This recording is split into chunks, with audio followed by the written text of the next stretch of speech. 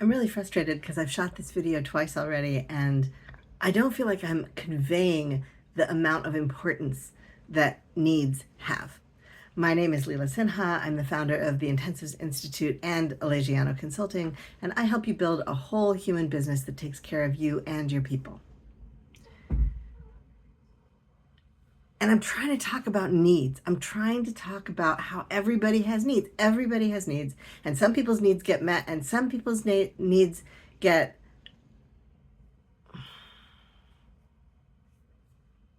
and some people's needs get met and some people's needs don't get met in our environment with our kind of standard ways of being and doing things.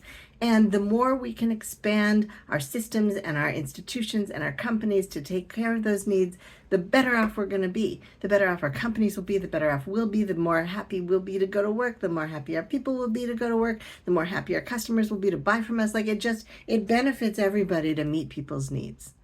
And I think the modern business idea that you have to, be as efficient as possible and not meet people's needs any more than you absolutely have to is that's terrible. It's terrible. It's like the opposite of good business advice. And so I don't know how to say this. I don't know how to say this well enough. We are responsible. Everybody is responsible for helping to meet the needs of the people in the environment that they live in. We all are responsible to the people around us, even if it's just, hey, could you lower your voice? Hey, can I borrow this chair? Hey, can you move your car so I can get out of this parking space? Like, we all help each other meet our needs all the time because our lives brush up against each other all the time. And some of our lives are really embedded with each other. Some of our lives are intertwined and interwoven and like stuck together in ways that don't come apart. And so it's extra important for us to be attentive to the needs of the people around us. We're not solely responsible for those needs. People have to tell us what those needs are so we can figure it out. But it also helps if we can anticipate what those needs might be so that we don't have to do a lot of extra thinking and a lot of extra preparing so that we're not caught off guard. Like, there are all kinds of reasons to become a better guesser, even if ultimately we're going to need some concrete confirmation of, like, do you actually need this? Is that what you're asking for? Okay.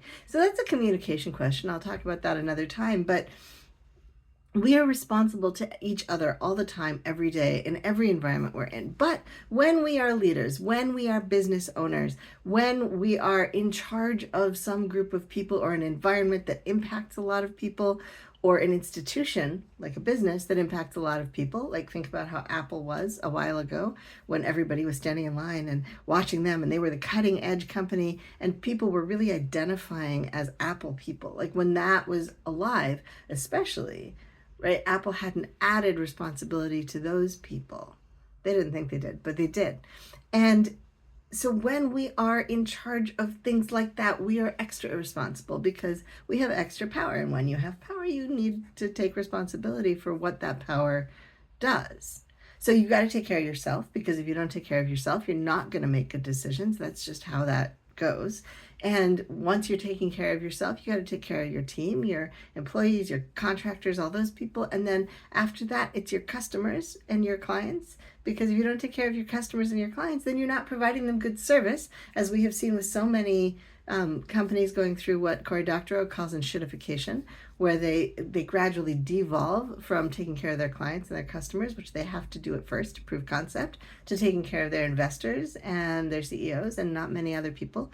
So you got to take care of your people. It's actually not good to start ignoring your customers, and then you got to take care of those people who are watching you. So we have all of these responsibilities to the people around us, but they're not just responsibilities. These are all clues about how to be a good business, about how to continue to do a good job in the marketplace, about how to continue to be the go-to whatever, right? The go-to company for what you do, the go-to contractor, the go-to institution, the go-to educator. The reason that people come to you is because you're good, and the reason they think you're good is because you're meeting their needs and the needs of the people that you have contact with, the other people you have contact with.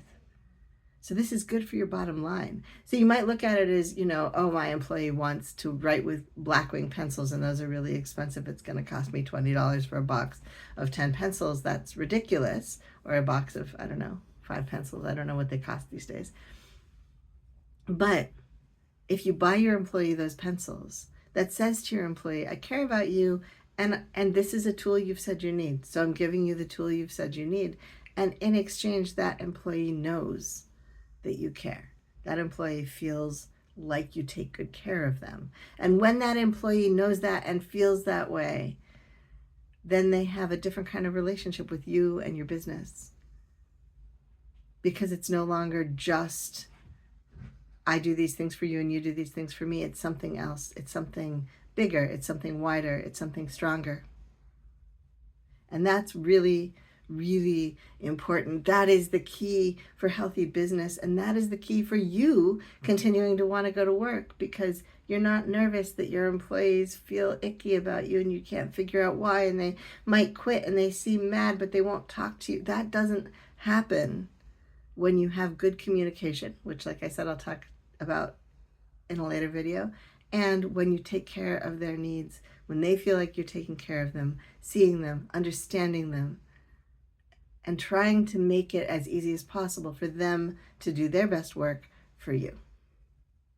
So if you want a good business, take care of people's needs. It's not that complicated.